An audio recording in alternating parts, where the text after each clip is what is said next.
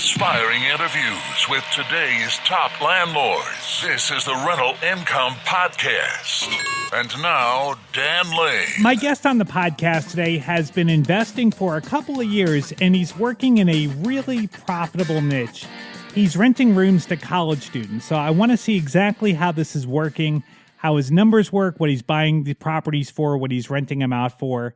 And he's also doing this with a partner. So I want to see how he set up his partnership and what the roles and responsibilities are of each partner. So let's take a really quick break. We'll thank our sponsors. We'll come right back and we'll meet CJ Moss from Providence. Are you having a hard time finding great investment properties? Unfortunately, the best deals are rarely found locally. Successful investing begins with the right properties in the right markets. Norada Real Estate provides everything you need to invest in the best deals across the U.S. Our simple, proven system will help you create real wealth and passive monthly cash flow. Get your free copy of the ultimate guide to passive real estate investing at noradarealestate.com/guide. That's NORADA realestate.com/guide. The first step in buying a rental property is to get pre-qualified, and I would suggest you work with a lender that specializes in working with investors, because the last thing you want to have happen is to get to closing and find out the money's not there and you can't close. The lender that I recommend is Chaley Ridge from Ridge Lending Group. She's a nationwide lender, and she'll pre-qualify you for free if you mention Rental Income Podcast. Find out more today. Contact Chaley at ridgelendinggroup.com. That's RIDGE lendinggroup.com. NMLS 42056. CJ, before you started investing in real estate, you were teaching basketball in Kuwait. Were you in the military over there? No, I wasn't in the military. Okay. I played basketball in college, and I got this opportunity. A good friend I had has a franchise in New England, a basketball franchise.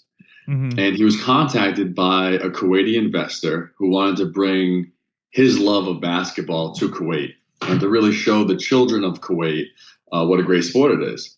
Mm-hmm. So he bought a franchise and contacted my friend and said, I need some coaches. Can you send me over some good American coaches? So he reached out to me, and next thing I knew, I was on a plane to Kuwait. Awesome. So when you were over there, is that when you first got the idea that you might want to invest in rental properties? I really didn't know what I wanted to do. I was there for about a year and a half, and I've always been really self-improvement focused and always want to learn. And somehow I got into podcasts, and then I really caught the bug. And I said, this is something that I can help me retire early, and I can live the life I want to live, because I don't want to work for, someone else for 30, 40 years. Right. And that's where it all began. Awesome. So you didn't start trying to invest when you were in Kuwait. When you came back to the States, that's when you got into it, right? I came back early. I tore my ACL out there coaching. So I came back for surgery. And then a few months later, in September of 2017, I bought my first rental property. Okay. And while I was over there, I basically built a partnership with my best friend from college, one of my teammates who works at a mutual trust company. And we decided to go into investing. And then September 2017 came, and we found our first deal. Awesome. All right. So let's talk about this. So when you and your partner first decided that you were going to work together, the arrangement was that he had the money and you had the time. So you were going to, that was going to be your partnership, right? That was the value that each of you were bringing. So that actually wasn't necessarily the case. Okay. We each had the money. So we each contribute 50% equity on everything. Okay. Although he was working full time, so I devoted my job to this real estate. So we both brought equal capital. It was really his knowledge and education about investments that helped us make great decisions. Okay. So he knew like how to analyze deals, maybe where you were still kind of new and still trying to figure that out. Like he kind of understood the financial side of the investment. Exactly. Okay. You got it. Okay. So, I was looking at rental property investments from a pretty standard perspective. What are cap rates? Um, you know, things like that, cash on cash return. He really got into the weeds on things that I'm still understanding today, but that really helped us, with some really conservative figures. Okay. And so he's busy at his job, but you've just moved back here so you have more free time. So are you kind of the boots on the ground that's going out there finding the deals and making sure things are getting done? Exactly. Okay. I'm the boots on the ground. I'm the painter. I'm the manager. I call the vendors. I go to group meetings. I network. And don't get me wrong, he is extremely valuable. We make a great partnership. Mm-hmm. And also his job allows us to secure mortgages because as of now, I can't secure a mortgage without his help. Right. Okay. Yeah. So that's a good partnership. I mean, you're both bringing different skills and different resources, and that's great. Now, what about as far as getting things in writing or like formalizing it? Did you guys do that, or because you were friends, did you have more of a handshake agreement? So yeah, Dan, you're gonna learn that we really focus, right or wrong, and I'm sure some listeners may disagree with this, but we really just focus on the action of things, Mm-hmm. and then we tie up loose ends later. Okay. So so after 5 multifamilies that we own now, we're only just forming LLCs and actually written contractual agreements that define our partnership.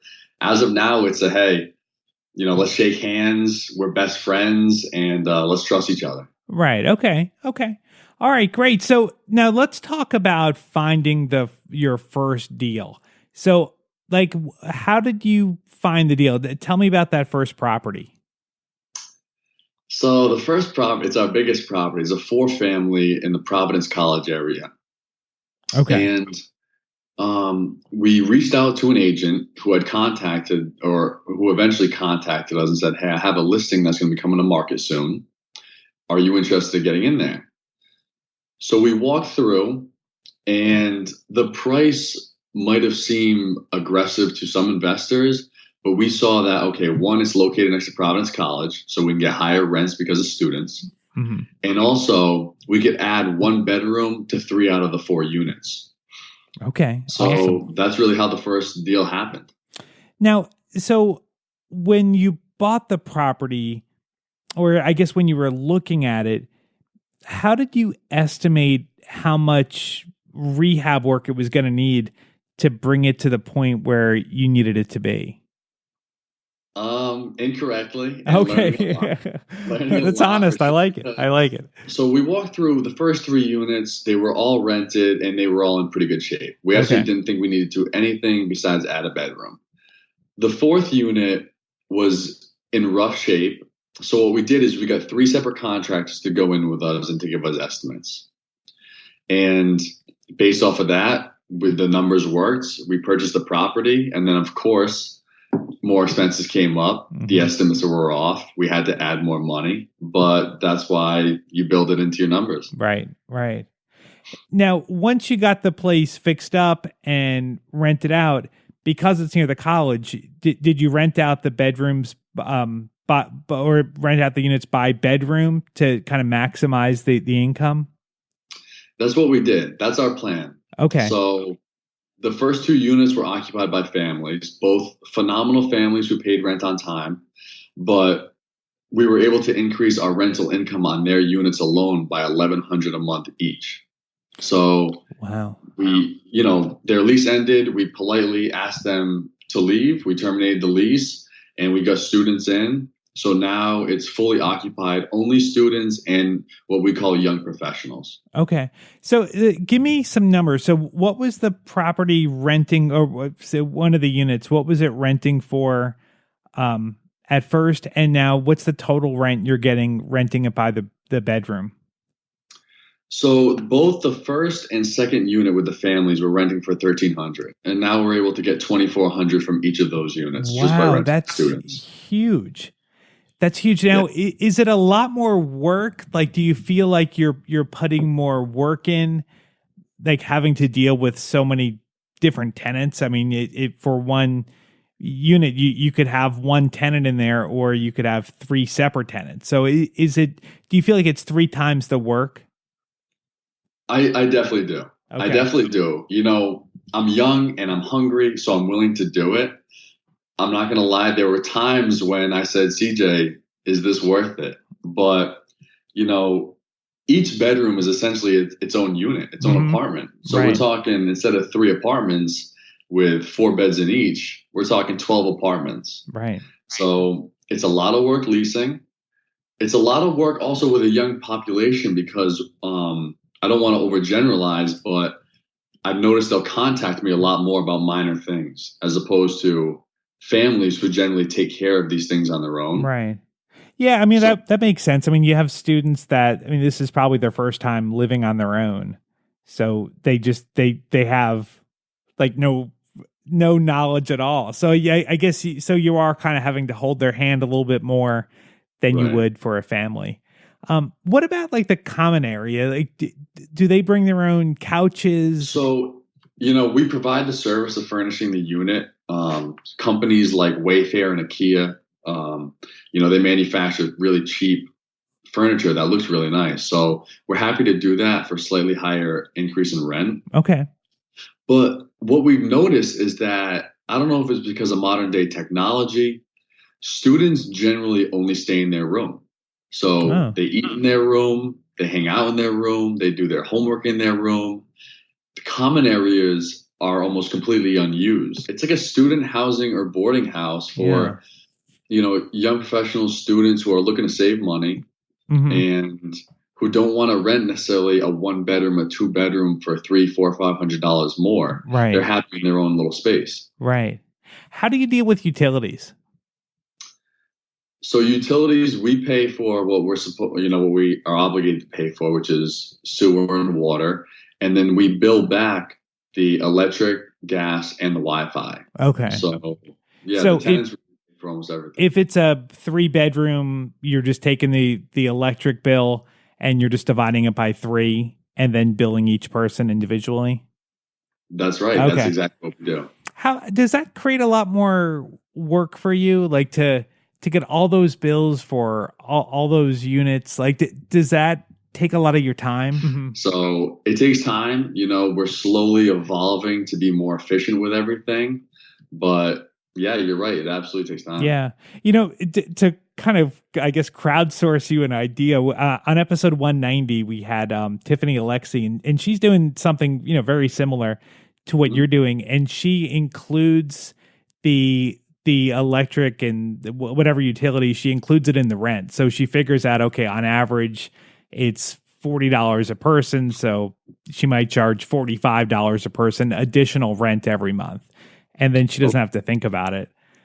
No, that sounds like a great idea, because then, you're saving the same amount of money, but you're not dealing with the bills. Right. Yeah. And she's got all the bills set up on auto pay, so she's not even thinking about it. So yeah, Smart. maybe that'll help you. So are all of your units now student rentals, or do you have any regular, just traditional tenants?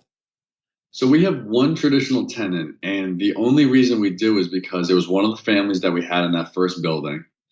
And I went to them and I said, I have another 3-bedroom that I think you'd really like. And we're going to turn yours into a 4-bedroom and with a dramatic rent increase. So what if we could just move you to a little bit of a nicer unit to save you the hassle of looking for another space? Right. And they were happy to do it. So we have them, and then every other unit is all students and professional. Do you have one person that's kind of like your go-to person if there's an issue at the house, like almost like a house manager, or do you just deal with like whoever reports a problem? Just deal with them individually? I deal with them individually. Okay. I think that once we scale up enough, we'll have managers in each of our apartments. Yeah. But now it's really, I handle everything, and we have a good crew of handymen, electricians, plumbers who are really reliable, and we built great relationships with. How did you find them and build that relationship? You got to get out. You got to get outside your comfort zone, meet with people, talk with people. That's how you grow, and that's how you become successful. Yeah. And most of these were referrals. So now when you buy properties, like for the other properties that you've bought after that first property, have they generally needed a lot of rehab work up front, or have they been closer to rent ready? No, they've needed work. Okay. They needed work. And so we bought 2 in 2017, and then we bought 3 within about a 2-month period in 2018. Okay. 9 total units. And, again, we were novices going in. We thought we could handle it, which we did. But each apartment probably needed about 20 grand worth of rehab, which we underestimated. And, we relied on rental income to provide that for us. So it was a really difficult 3 months. Yeah. But we rehabbed them all. We hunkered down and got through it. And now they're all fully rented, and we can take a step back, and we're happy about that. Yeah. Does the seasonality come into effect when you're buying a place? Because if you're renting to students, you've got to kind of go by the school calendar. So like, do you find that there's like maybe a good time or a bad time to buy property so that you get those students?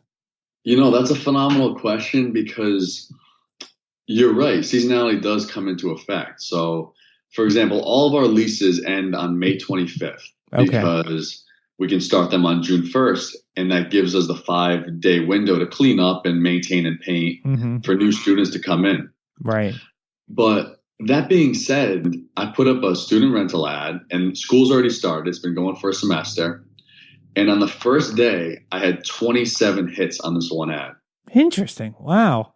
So what is that? People aren't happy with where they're living, or maybe they're having roommate problems or something? Is that what you think who it knows is? what it is? It could be roommate problems. I have definitely heard of people moving. Some people are abroad and then they come back, or they start school late, whatever reason. But we've never had an issue renting. Okay. Wow. Awesome. Now, what about that week, that May 25th to June 1st? Is that just a crazy week when you're trying to turn over all the units all at the same time?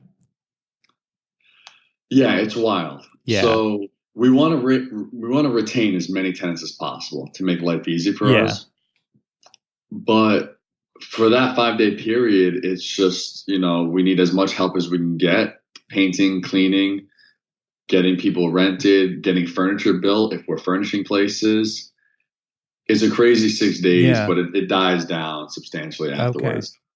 Okay. How do you make sure because you're in Rhode Island where it's obviously cold, and when they leave, say during Thanksgiving or Christmas, how do you make sure that they're not like turning the heat off or something? Is that something that you check on to make sure that you don't find frozen pipes when they come back in town? Yeah, you just keep asking great questions.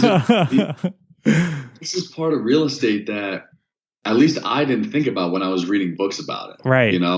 Tenant leaves. Okay, I need to make sure that the heat is on at least 55 degrees, or else my pipes are going to burst. Right. People don't tell you that. Right. It's like that little details. Yeah, that you just no one's going to write that in a book. Needless to say, we dealt with quite a few burst pipes, and then after that, we learned every tenant, you have to keep the heat on at least 55 degrees if you're going to leave the apartment. Okay. Just so we don't have to deal with leaks and burst pipes. Right. And it's always a headache. So what do? Do you just kind of send them a text or something before they leave for break to remind them? We tell them when their lease starts, and then we set a reminder once the winter season comes. Just please never decrease the heat below this. We had one property where we had 12 burst pipes. Oh my God. Wow. Yeah. So you learn fast. And it goes to show that you can get past any obstacle. Really. Absolutely. Well, I mean, you've got a great business. I mean, the cash flow that you're making on these properties is just really incredible. I mean, this is really awesome. And, I love that you're just getting started. You've been at this here for just a short period of time, but you've really jumped in and made things happen. And I can't wait to see what you're going to accomplish in the next few years. Thank you very much, Dan. I appreciate it. Sure. So if somebody wants to track you down, can they find you on social media, or do you have a website? If anyone wants to track me down, for the time being, I've actually deleted all my social media accounts because I just don't want to be attached to my phone, and I don't find that as of now it's super productive for my business. Mm-hmm. So anyone out there who wants to track me down, you can call me or text me. I'm happy to give out my number. Is that all right? Yeah, go ahead. Yep. So my number is 508-844-8884. If you missed that or you want to look it up later on, I've got CJ's contact information on the website. You can find it at rentalincomepodcast.com/episode 217. If CJ inspired you and you're ready to buy your first rental or you want to add to your portfolio, the lender that I recommend is Chaley Ridge from Ridge Lending Group. She's a nationwide lender and she specializes in doing investment properties. She's got really good rates, and the rates have come down here recently. So you may even want to talk to her about refining if you've got higher rates on some of your rental properties. You can find out more and get started today at ridgelendinggroup.com. That's RIDGE, lendinggroup.com, NMLS 42056. I'd like to thank AutoSlash for sponsoring today's episode. If you're looking to make sure that you get the best rate possible the next time you rent a car, check out AutoSlash. This website is really incredible. They save their average user 30% off the best rate that they can find on any other car rental site. The way it works is AutoSlash searches the internet and it finds every available promo code, every available discount, and gives you the lowest price out there. And after you make your reservation, AutoSlash continues to work. It continues to search. And when it finds you a better rate, they'll email you and let you know that you can cancel that first reservation and rebook with absolutely no penalty at all and get the better price. It's a great service. Best part about it, it's totally free. You don't need to sign up. You just put your information in there and it'll get to work and email you all the information. Try it out right now. Just go to autoslash.com. That's AUTOSLASH, autoslash.com. That's autoslash.com. Thank you so much for listening to the podcast. If this is your first time here, make sure you subscribe. We have new interviews every single Tuesday. And if you subscribe, you'll get a notification as soon as an episode comes out. My name is Dan Lane, and this has been the Rental Income Podcast.